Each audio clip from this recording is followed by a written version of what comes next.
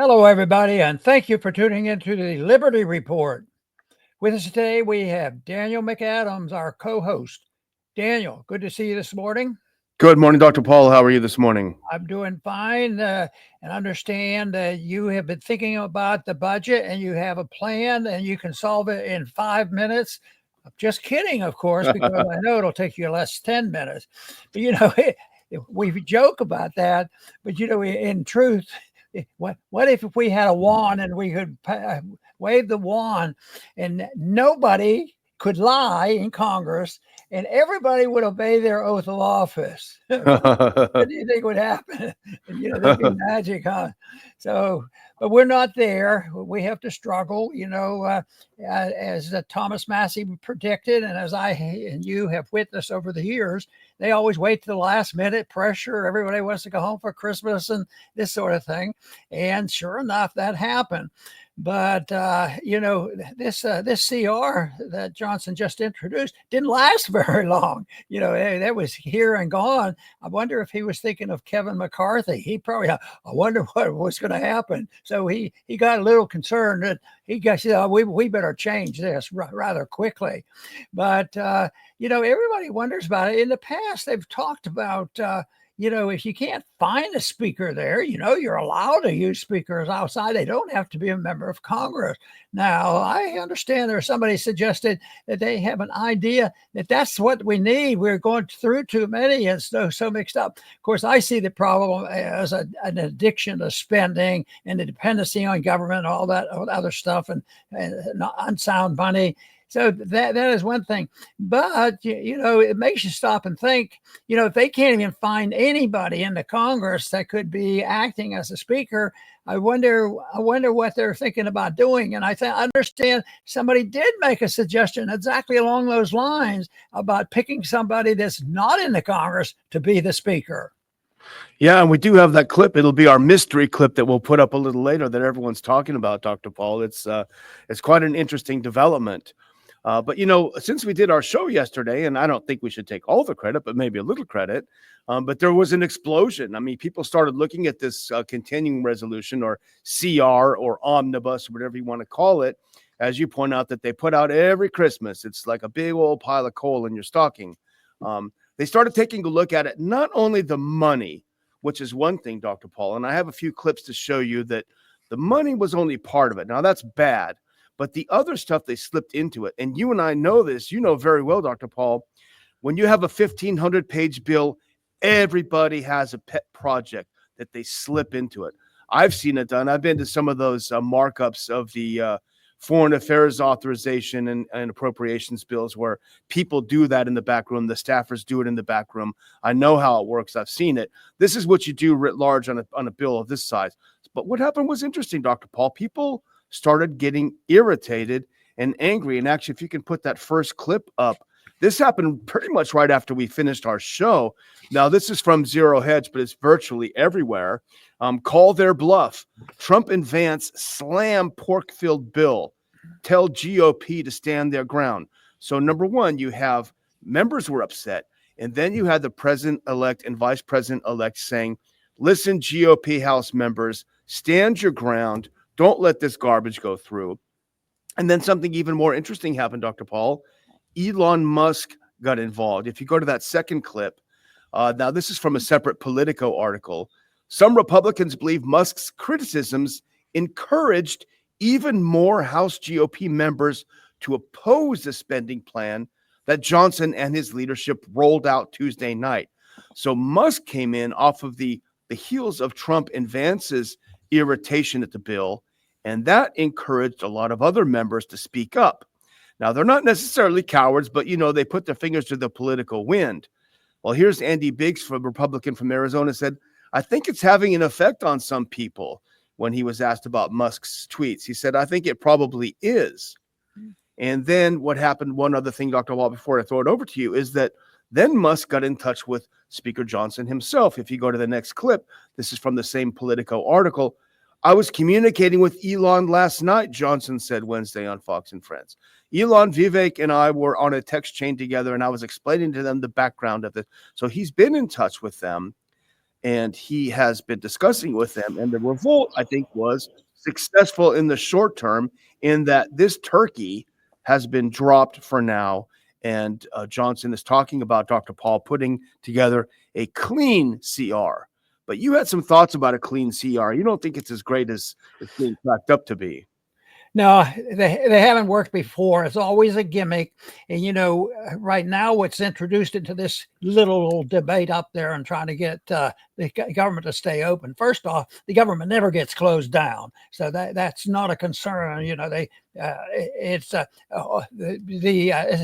The essential people have to stay, and everybody, the non-essentials, why are they there in the first place? Anyway, nothing really happens if they don't do it. And they could pass some rule and pass it so it temporarily nobody gets, somebody comes along and throws the people out of their houses. They don't have any Medicare or anything. It's scare tactics is what they do. But I thought the one thing that entered into this debate when Trump and Vance talked to Johnson was, what's going to come up. And I thought it was interesting that it's the big deal, and the Republicans are participating in this. Well, we don't want blame for raising the debt. Well, I think that's bipartisan. I think this is one thing that's very bipartisan in Washington is spending money and running up the debt. But, the strategy is that the Republicans coming into office, they don't want to do the first thing in order to make it look like we're not letting the government close down. So we have to raise the national debt. So what we want to do is we want to hurry up and raise the national debt. So they are arguing, the Republicans are arguing. When I first saw that, I couldn't believe it. It says Trump Vance direct Congress to raise the debt ceiling. I thought that's what they didn't want to do. So they want to raise it, but it's strictly a political game they're playing. And it's unnecessary, but they're missing the point. There's a distraction.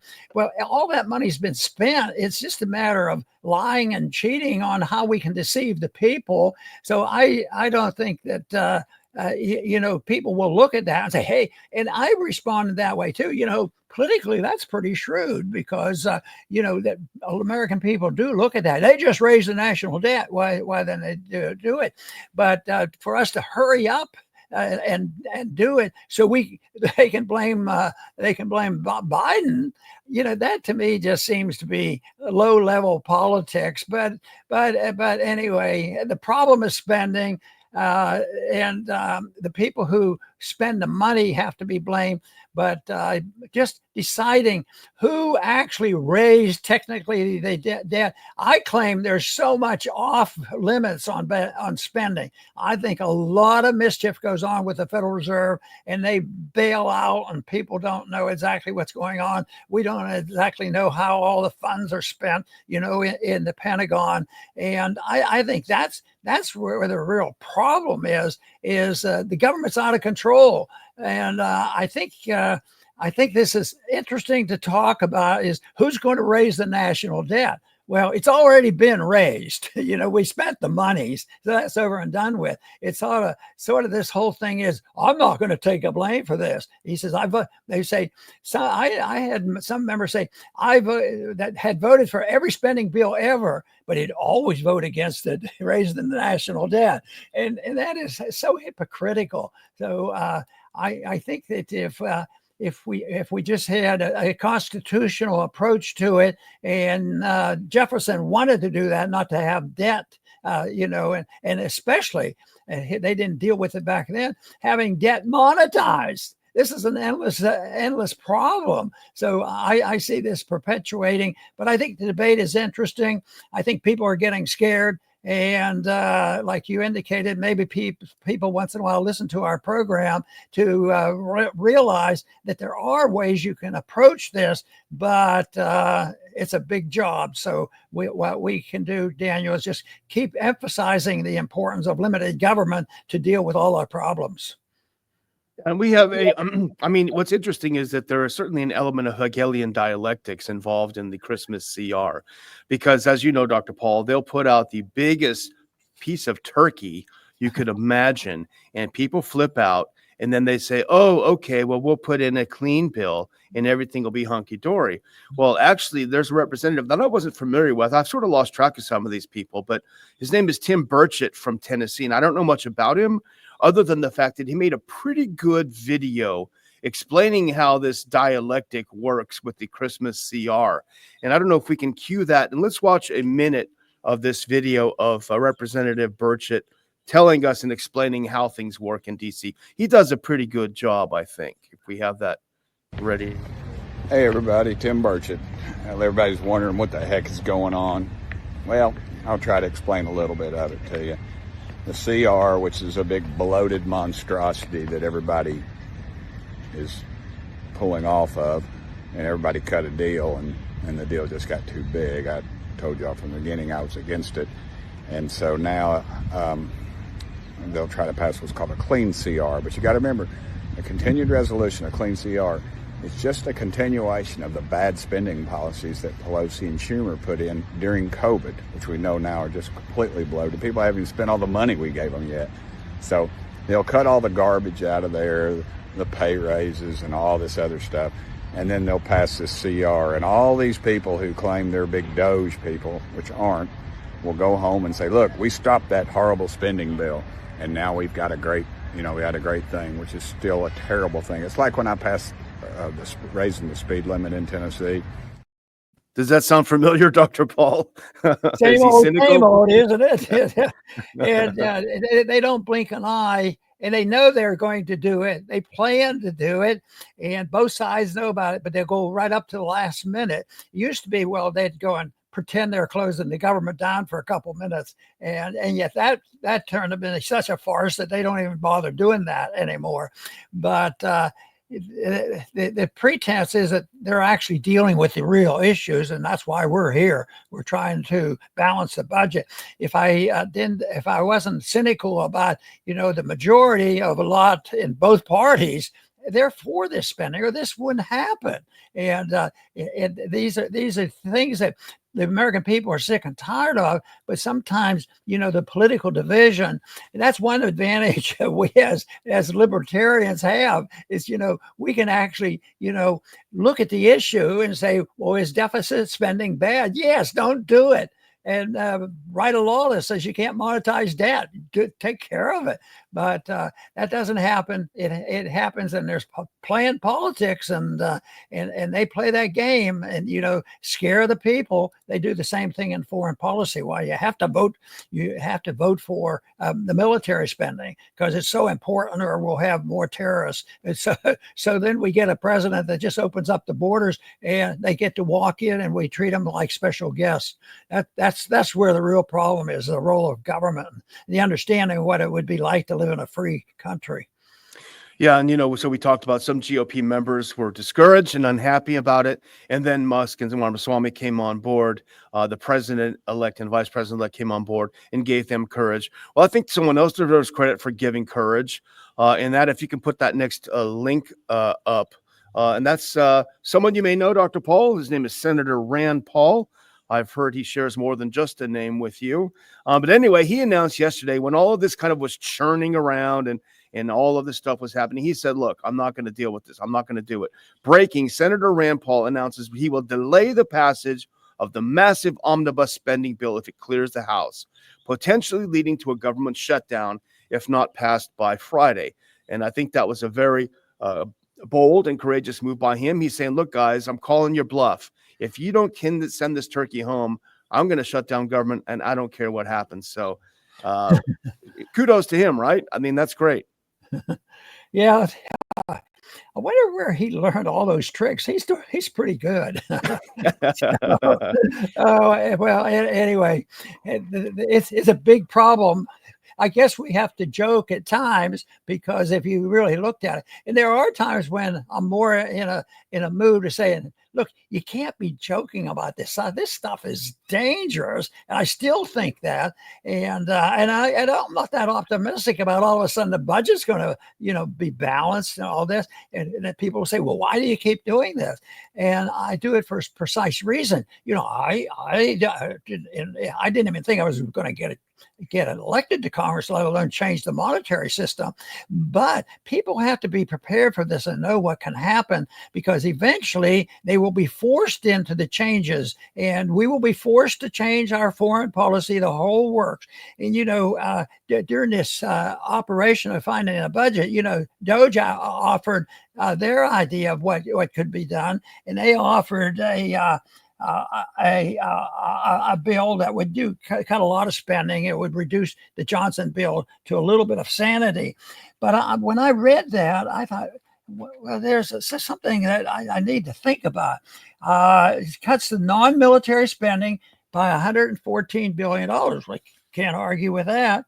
Shrinking programs, and some of them are programs I'm surprised because they're sensitive: energy, climate, health, transportation, veterans benefits, education, economy. Those would be cut. Yes, that's true, but it's not at the top of the list for me if you want to build a transition. But the last sentence in the article written about this was the D.O.G.E Act reduces Pentagon spending by $0. And I want that to be a big deal. We did something on the internet and on X, and we got the best result ever. The American people hate foreign aid, especially under the conditions we have today. Tremendous support. But why are they blinded to say, and even they bring it up now, it's so sensitive. You can't say you're going to cut some military money. And it has nothing to do with defense and nothing to do with security. It has to do with the military industrial complex. So to me, I would suggest strongly that if you really are serious about cutting, that's where the cut should be, a long time before you start taking away some benefits from veterans and transportation, which should all be cut because they're not constitutional. But I think, it's still early in this debate because the new administration hasn't even been sworn in yet. But everybody assumes they are a president. But there's a couple weeks to go yet. But let's hope that we can contribute some very positive things that need to be done. Yeah, and Dr. Paul, this bill you're talking about is not at all related to the Musk and Ramaswamy effort. This is a separate House Republican effort to try to get ahead of the curve, basically to try to glom on to all the attention that the D.O.G.E is getting from Musk and Ramaswamy. They're basically using that acronym to put in their own bill. And they're saying, hey, guys, hey, D.O.G.E, we want to be part of you. We want to be your friends. We want to be part of the cool crowd. And so they put in this bill. As you point out, it completely ignores the massive elephant in the room, which is the $1 trillion military budget. And as you always say, it's not a defense budget. It is a military budget. So the House Republican D.O.G.E Act should be D.O.A Act. Nobody should do it because it's very obvious that if you're going to cut spending, you have got to go to the military spending, because most of it, by the way, goes to the military industrial complex. It doesn't help our defense of the United States. It defends other countries, Taiwan, etc. So I would hope that if Elon and Ramaswamy are interested in how to cut the Pentagon, Dr. Paul, they would look up people like Chuck Spinney and all the 1980s military reform movement, because they had a lot to offer in how to make the military more effective, better defend us in a lot cheaper way. So hopefully that's what they do on this issue. So House GOP back to the drawing board on this stuff. No, and we've had some encouraging information from Trump talking about, anti-war and stopping wars. He's also going to start them. But the big question is, and you're the one that has brought this up because you know the personnel so well, and that is the individuals that are to be his key advisors aren't exactly, the advisors that we would want. We don't look to them to get daily advice on what's really going on, in that scene. So as long as the advisors and dependency on it, because you do need to talk to somebody. And we knew that was one problem back on the first administration for Trump. And this one, I just hope that that can be changed, because I think the instincts of the new administration are good for spending and even on the foreign policy. But we have a long way to go, because we have to realize how powerful they are. We're talking about the military-industrial complex, but just think of the power of the pharmaceutical industry weaseling their way into some of this stuff too, and into the conversation about making sure that RFK doesn't have much clout in achieving what he wants to do. So we have to give him support to try to straighten it out and let those few doctors, and some of them are going to be in the administration, to maybe move in the direction of getting the doctor-patient relationship back, rather than living with the bureaucracy, the government and all the regulations and all the power controlled by the insurance company. This is not the practice of medicine. It's the practice of who's going to get gouged the fastest. So it's a mess. And so there's more than, matter of fact, there's more than one major lobbying firm. So that's a major task that Trump is undertaking, but it has to be done. But I still work on the fact that this thing is going to get worse before it gets better, and people better be ready for the changes that have to be done. They talked about biting the bullet and doing something, but right now they're not quite in the mood for that. But eventually the market bites the bullet, and it's not a voluntary thing, because the people are addicted to the type of government we have, and that is a real chore to undermine that. Yeah, Dr. Paul, back in the Reagan administration, when they were talking about the Soviet military threat, et cetera, this is just in reference to your discussion of some hawks around Trump that are more than slightly concerning to us. But what Reagan did is he had a red team and a blue team, and they challenged each other's perspectives on different things. It's sort of like a competing group.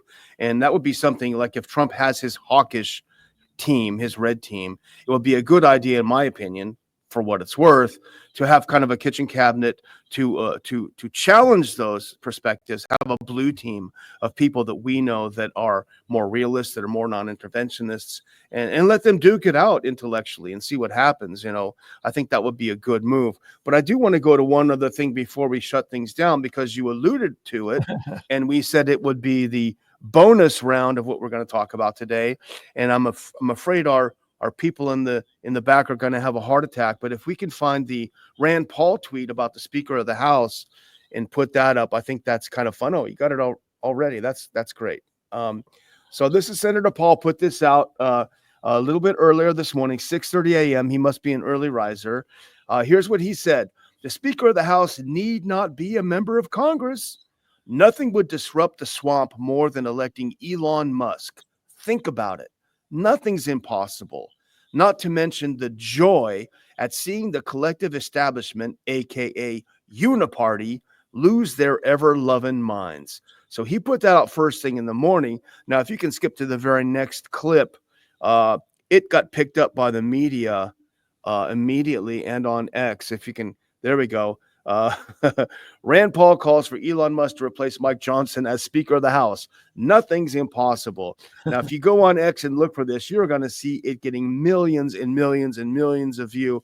I say it's not a bad idea, Dr. Paul. What do you think? Cautiously, I would say you could, because the enemy is very aggressive. No, I think even just the talking is so positive to make people think about it, and I'm not surprised that a lot of people out there say go for it, and just that might make a difference. But I think it's fascinating, and I think. I always, nobody really thought seriously about that over a couple hundred years about using somebody else as a Speaker of the House. But the founders must have known what they were doing. I don't think that was an accident. Maybe they anticipated that it would get so messy, and they understood a little thing about politics. And maybe this would be the answer when it gets, we've complained a lot, at least I have, about, bipartisanship. People sincerely will say, you guys need to work together and you need to be bipartisan and all this kind of stuff. But if both parties believe in the same political and monetary policy and foreign policy, it doesn't do much good. And maybe that is the reason they wanted to get away and offer, when there's too much fighting in the Congress, maybe an independent getting in there, and maybe this is could be turned into a great suggestion and a great thing to do. Yeah, absolutely. Well, I'm going to close out, Dr. Paul, and if we can put that very last clip on, please. I'm going to close out with some good news. This is great news, and some people may wonder about this. If we can get that there we go. The good news is that, hey, we're more than halfway there. We're at our year-end fundraising drive. We have $100,000 in matching funds from a generous donor. I would add a Texan, great person. And he says, hey, I bet your supporters can't come up with this money. Let's see if they can. We're more than halfway there is the good news, Dr. Paul. The bad news is we have just a little over a week to make up that difference so that we can claim that entire $100,000 in matching funds. That'll keep our institute going for a good part of next year, and it'll help us launch some programs. It'll help us extend our reach. People are listening to what you have to say. They're listening to us a lot more, Dr. Paul. As you know, it would be a shame if we had to go silent. So I think we have a lot of faith in our supporters, and we know that they'll come through with us. And we appreciate each and every one of you for watching the show and doing whatever you can to keep us on the air. Very Over good. to you, Dr. Paul. Yes. Wonderful. And maybe urgency in politics and fundraising is a benefit, because people say, well, I'll do that next week. I'll do this. I want to do it. I want to help it, but I'll do it next week. But when it gets closer to the date when it's due, sometimes people will do that with their bills. Every once in a while, I'll have a bill laid on my desk. Oh, I have 3 weeks time before I have to pay that. Oh, now I'm down to 2 days. I better pay it. Well, now this is all voluntary to help us out to keep getting this message out. And the urgency is getting close for us, because we sure hate to miss the promise of really giving us a nice boost. So whatever you can do would be helpful, because actually our program, we do our best to look at the news and present the truth the best we can. But it's also something that requires time and effort, and there are costs. And believe me, it's beneficial to have it. But we really depend on people and to spread the message. And I'm convinced ideas spread. They spread on their own. And once an idea's time has come, you can't even be stopped. So there's hope nobody can stop us on here, and that we can reach our goal by the end of the year. But I do want to thank everybody for tuning in today to the Liberty Report. Please come back soon.